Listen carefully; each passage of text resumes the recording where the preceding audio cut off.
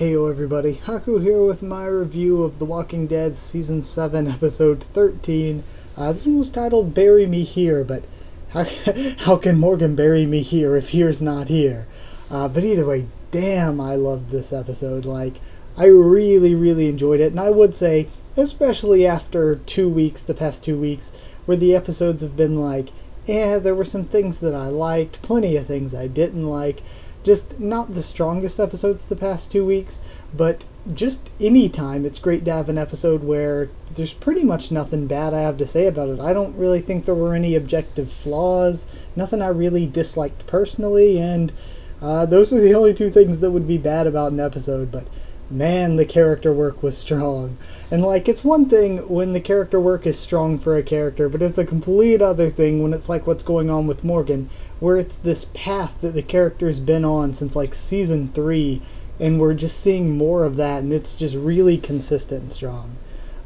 I guess let's talk about it a little part by part. At the beginning, it hypes up the tension with seeing them put the one cantaloupe in there, and we have no idea what the context behind it is, which I thought was a pretty good way to open the episode. Also, I thought there was a pretty incredible build-up for this meeting, and you knew because of all the strength in the build-up that this meeting wasn't going to just go right. It wasn't going to go well. Something big was going to happen because they were building it up too much for something big to not happen.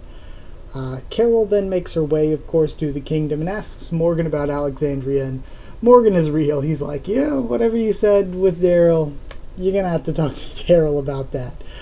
Which I actually, I liked the way that Morgan dealt with that. It felt pretty realistic. And there was a lot of small Benjamin stuff in there, like him with the kid Henry or whatever, or him giving Morgan the painting. A lot of small Richard stuff, Richard had a pretty good conversation with Morgan about when you have to kill, don't beat yourself up about it. And seeing all of that, knowing what happens later on in the episode, makes it even funnier. We find out that the royal garden is infested with weevils, and I think her name was Nabila. I like that chick's little speech where she's you can tear it up and burn it, but whatever you want, we can get to grow back. I like that speech just because of the implications it has for the character story. Of course, the funny thing, seeing Shiva and saying, oh, I think I just pissed myself. Another thing, a lot of people we're talking about CG and CG animals because of how shit that deer was last week. But I don't know about any of you, but I've never seen anything wrong with this CG they've used for Shiva. I think it's looked solid every time we've seen it so far. I mean, there's probably some things you can nitpick if you really know what you're looking for.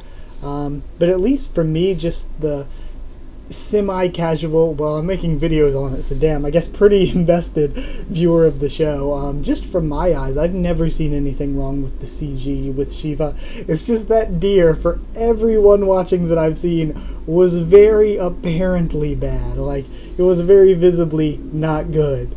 So yeah, I have never seen anything bad with CG, the Shiva CG. Also, I like, too, with learning that they're going to have to burn those crops from the royal garden before the weevil spread to the main crops. That royal garden, I felt, was almost sort of like their savior garden, if you were. So I was like, this is kind of hinting towards, oh shit, we might not be able to be doing these deliveries anymore because I don't know if we're going to have the goods. So it's kind of sending them down this one-way street. And on their way to this drop, they find the arrow of shopping carts and the grave saying "Bury me here," left by Richard, who we I feel like most people watching kind of guessed, okay, it was Richard. They hinted at it heavily. And of course, I've been saying that I thought Richard was going to go the way of what Daryl told him, where he's like, I'll die for the kingdom. And Daryl's like, why don't you? So I thought he was going to go that way. And I was calling it, too, that because Ben getting killed was the very predictable move. I don't think predictable's always bad, but damn was it predictable. Everybody was like, oh great, Ben's dying, here it comes. And I had said that too. I said it was going to be almost a Rosita-ish situation where Richard was going to do something and say, I don't care if I'm the one that gets killed. And then he wasn't going to be the one that gets killed. So yeah, I kind of saw him Rosita-ing the kingdom. And that's a bit of what happened. I love just Gavin and Jared as villains here. The way that Gavin's like, he's doing his job. He's like, okay, we have to make this go. We have to make it go smoothly. If you pull guns on us every time, this shit ain't gonna go smoothly. And we have a designated amount for the drop. If you don't have that designated amount, then that doesn't work. Negan's gonna kill me if I don't get that designated amount. And he's like strict but fair in a way. And then Jared's just the dick, and you would know people would be a dick like that in real life. And I like when he shoots Ben, or even then later on when Gavin finds out that Ben is dead, the way he gets pissed at him because he's like, you cannot screw up this. You cannot make them hate us. You cannot do something to make the kingdom attack us. We are supposed to get drops from them peacefully. Negan, once again, is my boss. I am your boss. I'm the guy in the middle that's going to get fucked if you fuck up this situation. So I like how complex the relationship is and how it's not just straight, oh, just faceless bad guys, you know? The drop is light though, so Ben is shot, as I said, and he bleeds out at Carol's. And I love Morgan's failing mental state after this throughout the episode, where we've seen him, like I said, we've seen him struggling for a long time. He's a killing machine, but he's tried to hold himself back and say, only kill when it's right to kill. Only kill when it's absolutely necessary, which is a good mantra to have. Only kill when it's absolutely necessary. But he has just been pushed and pushed and pushed until he just has to snap and say, okay, well, guess it's absolutely necessary. And of course he finds out Richard orchestrated this whole deal. So he gets pretty pissed at him. We have a good conversation between him and Richard, but Richard's zeal has overtaken his logic. He's so worried about doing something, fighting the Saviors, becoming the leader of this army against them, that he's forgotten what it's going to take to do that. How you're going to need way more complex plans than this whole cantaloupe thing that got somebody else killed. And if Richard does try to lead some sort of attack against Negan, he's going to get more people killed if he does it as sloppily as that. So Morgan knows that Richard is a danger. He's a good guy, he's understandable, but he's a danger because his zeal is too strong.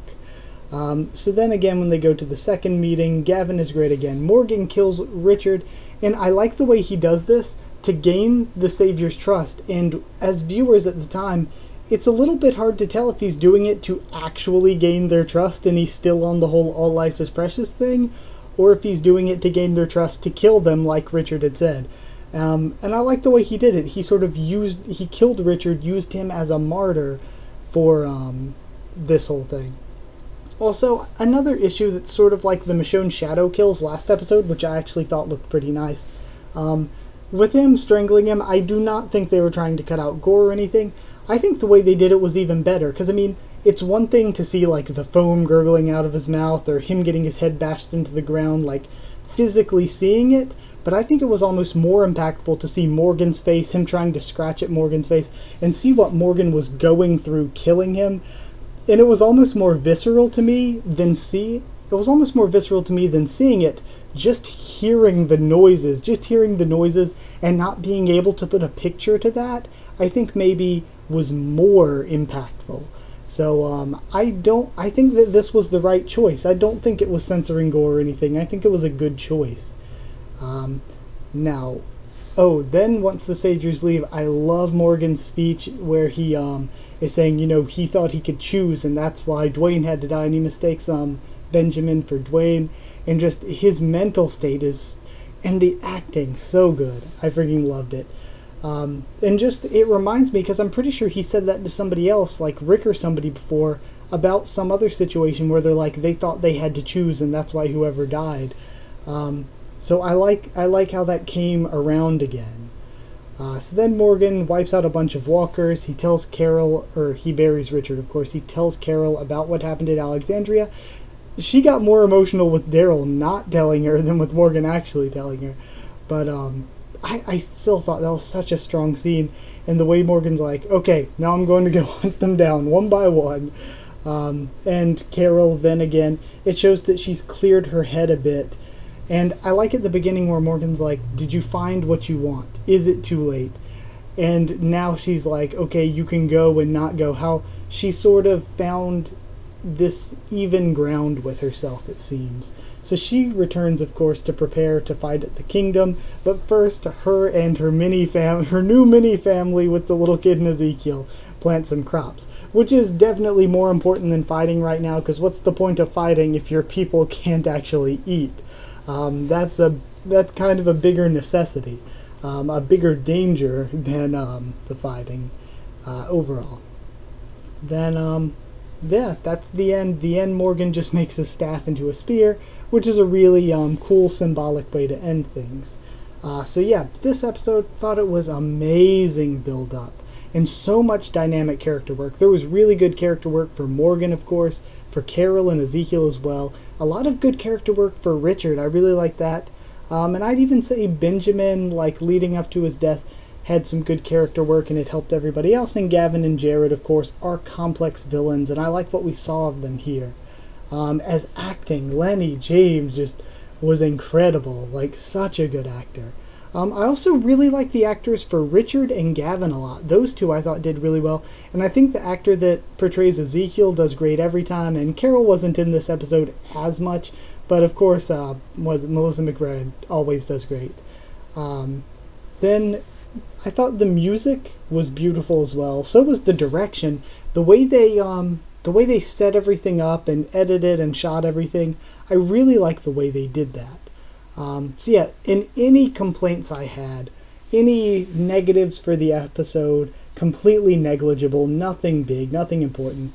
If anything, let me try to think of some negatives.